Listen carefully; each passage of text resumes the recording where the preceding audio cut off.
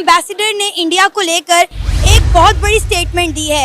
उन्होंने कहा है कि अगर आप फ्यूचर देखना चाहते हैं, आप देखना चाहते हैं कि फ्यूचर में कितनी तरक्की होगी, कितनी डेवलपमेंट होगी, तो इंडिया आए और इंडिया आकर देखें। India, our home for a period of our lives.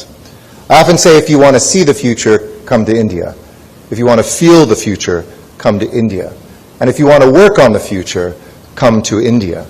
Pakistan के प्राइम मिनिस्टर शहबाज शरीफ इंडिया की तरक्की को देखकर घबरा गए हैं। घबराना बनता भी है क्योंकि ऑब्वियसली 7 मुल्क शुरू हुए थे और अब वो कहाँ पे और हम कहाँ पे हैं। पूरी दुनिया में कहीं पर भी जहाँ पे पाकिस्तानी का नाम लग जाता है ना कि ये पाकिस्तानी है, तो वो बड़ी मशकूक नज़रों से देखते हैं कि यार ये पाकिस्तानी है ना, वो ट्रस्ट करते हैं और बल्कि वो स्माइल पास करते हैं कि अच्छा ये पाकिस्तानी है, ये वो लोग हैं जो बदनाम है। बहुत सारे ऐसे पाकिस्तानियों के मैंने इंटरव्यूज किए हैं जो कहते हैं कि हम लोग बाहर के ममालिक में जाकर ये बताते नहीं कि हम पाकिस्तानी हैं, हम कहते हैं हम इंडियंस हैं। घबराना बनता तो है। क्या वजूहात है कि एक तरफ इंडिया की इमेज भी इतनी अच्छी होती जा रही है कि हर एक एम्बेसडर, एक पीएम, एक प्रेसिडेंट उठ के कह रहा है कि इंडिया जिंदाबाद, इंडिया आ जाए, ये कर ले वो कर ले, और दूसरी तरफ इंडिया को सपोर्ट अब कश्मीर के लिए भी किया जा रहा है। क्या रखेंगे आप इस पे अपनी राय? वो एक बहुत बड़ी स्टेटमेंट जिन्होंने कहा कि इंडिया की तरक्की में दुनिया की तरक्की है। क्या कहेंगे आप उनके इस बयान पर? नमस्कार दोस्तों, जय हिंद। दोस्तों, यूनाइटेड स्टेट के भारत में कार्यरत राजदूत इस समय सुर्खियां बटोर रहे हैं। उनकी वीडियो को भारत में ही नहीं बल्कि पाकिस्तान में भी बहुत ज्यादा देखा जा रहा है। अब हाल ही में अमेरिका के राजदूत एरिक गारसेटी ने एक इंटरव्यू में भारत और अमेरिका के रिश्तों पर बात करते हुए कहा कि अगर आप भविष्य देखना और महसूस करना चाहते हो तो भारत आइए, और अगर आप भविष्य की दुनिया में काम करना चाहते हैं तो आपको भारत अवश्य आना चाहिए। उन्होंने कहा, भारत में रहना और काम करना मेरे लिए एक सौभाग्य की बात है। और आगे अमेरिका और भारत के रिश्तों पर बात करते हुए एरिक गारसेटी ने कहा कि अमेरिकी सरकार भारत के साथ बने रिश्तों को अहमियत देती है। साथ ही उन्होंने यह भी कहा कि हम यहाँ पढ़ाने या फिर उपदेश देने के लिए नहीं आते बल्कि यहाँ सुनने और सीखने के लिए आते हैं। अमेरिकी राजदूत का यह बयान ऐसे समय पर आया है जब 2024 में भारत की इकोनॉमिक ग्रोथ 8% रहने का अनुमान जताया जा रहा है। इससे पहले भी अमेरिका के एक सांसद ने भारत की तारीफ करते हुए कहा कि भारत आत्मविश्वास के साथ आगे बढ़ रहा है और प्रधानमंत्री नरेंद्र मोदी के नेतृत्व में भारत की अर्थव्यवस्था हर साल 7 से 8% तक की ग्रोथ दिखा रही है। अमेरिकन राजदूत का भारत के बारे में बयान पाकिस्तान मीडिया में वायरल हो रहा है और पाकिस्तानी मीडिया में भी इसी विषय पर चर्चाएं चल रही हैं। Beautiful view, I think, of this ballroom, of the passion, of the belief, of the purpose, of the peace that you live in the work that is done by IPE and the collaboration between so many of us that are lucky to call India our home for a period of our lives. I often say if you want to see the future, come to India. If you want to feel the future, come to India. And if you want to work on the future, come to India. And I have the great privilege of being able to do that every single day as a... तो India जो है वो तो खैर उजागर हो ही गया है सबकी नजरों में और दिलों में, लेकिन यूएस एम्बेसडर की जो एक स्टेटमेंट आती है, उनका कहना है कि अगर किसी ने फ्यूचर बनाना है तो वो इंडिया आ जाए। दूसरी तरफ जहां पर कश्मीर इशू पाकिस्तान हमेशा उठाता था, हमेशा, और चाइना भी और काफी दीगर ममालिक जो है पाकिस्तान के, वो इस पर जो है वो अपना स्टांस रखते थे और काफी ज्यादा सपोर्ट करते थे पाकिस्तान को। लेकिन अभी रिसेंट ही सऊदी अरेबिया ने कुछ आर्टिकल पास हुए काफी जुबानों में, उसमें देखा गया कि सऊदी अरेबिया ने मुकम्मल सीधा सीधा सपोर्ट किया है इंडिया को कश्मीर के लिए और पाकिस्तान को तन्हा एक हिसाब पर छोड़ दिया। क्या वजूहात है कि एक तरफ इंडिया की इमेज भी इतनी अच्छी होती जा रही है कि हर एक एम्बेसडर, एक पीएम, एक प्रेसिडेंट उठ के कह रहा है कि इंडिया जिंदाबाद, इंडिया आ जाए, ये कर ले वो कर ले, और दूसरी तरफ इंडिया को सपोर्ट अब कश्मीर के लिए भी किया जा रहा है। क्या रखेंगे आप इस पे अपनी राय? पाकिस्तान का जो इकोनॉमिक क्राइसिस है उसे आपको समझना पड़ेगा।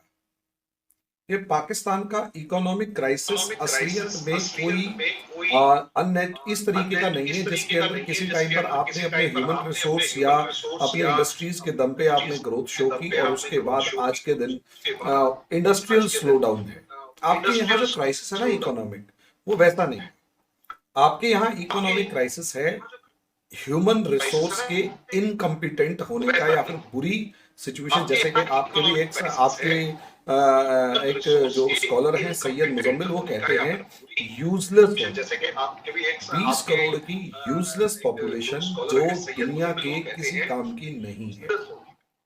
प्रॉब्लम ये है, किसी टाइम पर आप हाथ से फुटबॉल बना रहे थे, 2-4-10 चीजें और भी बना रहे थे, एक्सपोर्ट्स अच्छे खासे होते थे, तो वो एक्सपोर्ट्स हाथ से ही बनते थे, हाथ की कारीगरी थी। ऑटोमेशन ने जैसे ही इन चीजों को रिप्लेस करना शुरू किया, आपके यहाँ पर जो थोड़ी बहुत इकोनॉमी चल भी रही थी, वो सारी गड़बड़ होनी शुरू हो गई। लेकिन उस पे वो सुधर सकती थी अगर आपके यहाँ पर पॉलिटिकल जो पावर्स हैं या पॉलिटिकल पार्टीज हैं वो थोड़ी सी लायक हो। प्रॉब्लम आपके यहाँ ये है कि आपकी जो पॉलिटिकल पावर्स पार्टीज हैं ये ग्राउंड लेवल से है ही नहीं, लिटरली।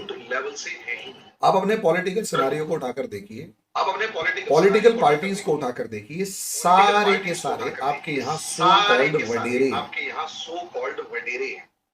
वडेरे इन द सेंस आप इस तरीके से कहिएगा कि वडेरे वो लोग जो कि मुझे ऐसा लग रहा है मेरी आवाज इको कर रही है। नहीं सर, बिल्कुल ठीक है। नहीं, मेरी तरफ इको कर रही है, तो आप अपनों को म्यूट कीजिए। तो आपके यहाँ जो सो कॉल्ड जो वडेरे हैं, असलियत में पावर उन्होंने ऑक्यूपाई की। अगर आप उठाकर देखेंगे तो भुट्टो फैमिली पूरी की पूरी रॉयल फैमिली से आती है। शाहनवाज भुट्टो जो हैं, वो शहबाज भुट्टो जो हैं, वो जो नीचे की तरफ एक क्या नाम है, जूनागढ़ रियासत के दीवान होते थे। मोहम्मद अली जिन्ना से उनके बहुत अच्छे रिलेशंस होते थे, एक रॉयल फैमिली से बिलोंग करते थे। वहीं अगर आप शरीफ फैमिली को देखेंगे तो ये एक बिजनेस क्लास फैमिली है। वहीं इमरान खान को उठाकर देखेंगे तो ये एलीट क्लास में काउंट होता है। अब आप अंदाजा लगाकर देखिए, तीनों जगह पर 3 मेन पार्टीज है, तीनों की तीनों एलीट है। कोई ऐसा आपको एक भी नजर आया आपकी पॉलिटिकल पार्टीज में जो ग्राउंड लेवल का कार्य करता हो, ग्राउंड लेवल पे चाय की दुकान चलाता हो, कपड़े की दुकान चलाता हो, किसान हो, खेती बाड़ी करता हो और वो उठ के आया हो? आपके यहाँ ऐसा कोई भी नहीं है। हमारे यहाँ अगर आप लीडरशिप को देखेंगे तो ऐसे ऐसे लीडर्स आपको मिलेंगे जो बिल्कुल गरीब घरों से थे। मोदी जी को उठाकर देख लीजिए, चाय वाला, चाहे 2 दिन चाय की दुकान पे काम किए, लेकिन चाय बनाई, चाय बेची, 2 दिन का एक्सपीरियंस भी बहुत होता है। रॉयल फैमिली से नहीं थे। आप सोचकर देखिए, मोदी जी की जो माता जी हैं उनको अड़ोस पड़ोस में जहां तक सुनने में आता है कि पानी भर के गुजारा करना पड़ता था, और जब वो एक्सपायर हुई तब भी उनके जो कमरा था वो 10 बाय 12 का कमरा, एक छोटा सा कमरा था जिसमें वो नॉर्मली रहती थी। बेटा प्रधानमंत्री है और माँ एक simple lower middle class colony में एक 10 बाय 10 या 10 बाय 12 के कमरे में रह रही है हमारे प्राइम मिनिस्टर, और उनके अकाउंट में अभी भी कुछ नहीं मिलेगा आपको। हमारे जो आर्मी चीफ एक्सपायर हुए, CDS विक्रम क्या नाम है, विपिन रावत, आप मानेंगे उनके अकाउंट में